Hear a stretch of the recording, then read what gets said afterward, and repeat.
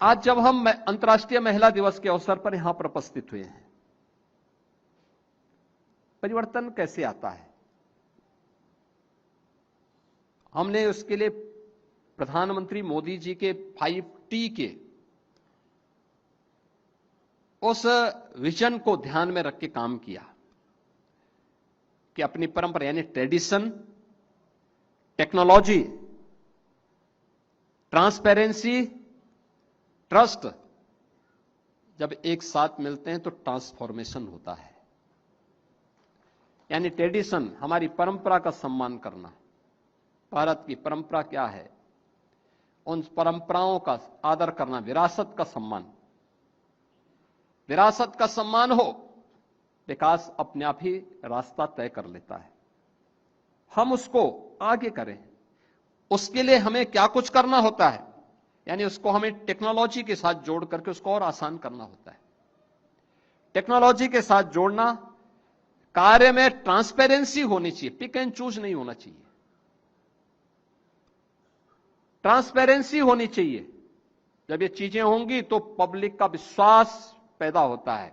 आत्मविश्वास वही बदलने का कारण बनता है और यही ट्रस्ट ट्रांसफॉर्मेशन का कारण बनता है, परिवर्तन का कारण बनता है। और ये 5T का आज एक उदाहरण उत्तर प्रदेश बना है। उत्तर प्रदेश उसका एक मॉडल बना है और उसी मॉडल को लेकर के आज हम लोगों ने प्रदेश के अंदर कार्य करना प्रारंभ किया है। मेरा यह मानना रहा है और आदरणीय प्रधानमंत्री जी बार बार इस बारे में कहते हैं, आधी आबादी को नजरअंदाज करके कोई समाज स्वावलंबी नहीं हो सकता। आधी आबादी को नजरअंदाज करके कोई समाज आत्मनिर्भर नहीं हो सकता है। और इसके लिए आप याद करिए 2014 में जब मोदी जी प्रधानमंत्री बने थे तो उन्होंने देश के अंदर बेटी बचाओ बेटी पढ़ाओ का कार्यक्रम आगे बढ़ाया था। बेटी बचाओ बेटी पढ़ाओ के बाद उन्होंने मातृवंदना योजना से लेकर के अनेक ऐसे कार्यक्रम महिला सशक्तिकरण के लिए उठाए, जिसके दम पर आज देश भर की बेटियां स्वावलंबन के मार्ग पर आगे बढ़ रही हैं।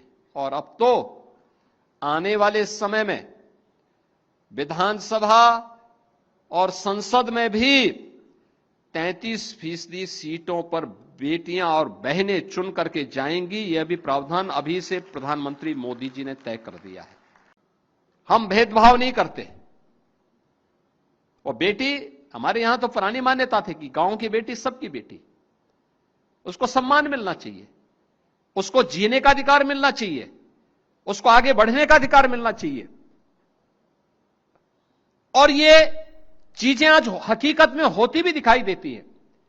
तो हम लोगों को लगता है कि देखिए, हम लोगों का आना सार्थक हुआ है कि आधी आबादी जो अपने आप को उपेक्षित महसूस करती थी, वह चीज आज वहां पर। मुझे याद है जब मैंने मुख्यमंत्री सामूहिक विवाह की स्कीम लागू करवाई, 35,000 रुपए उस समय थी राशि, तो समाजवादी पार्टी ने बहुत विरोध किया। कहा, अरे साहब ये तो अपमान है। मैंने कहा, अपमान क्यों? कहा, रहता ये 35,000 रुपए में शादी के लिए आप उन गरीबों का अपमान करना चाहते हैं।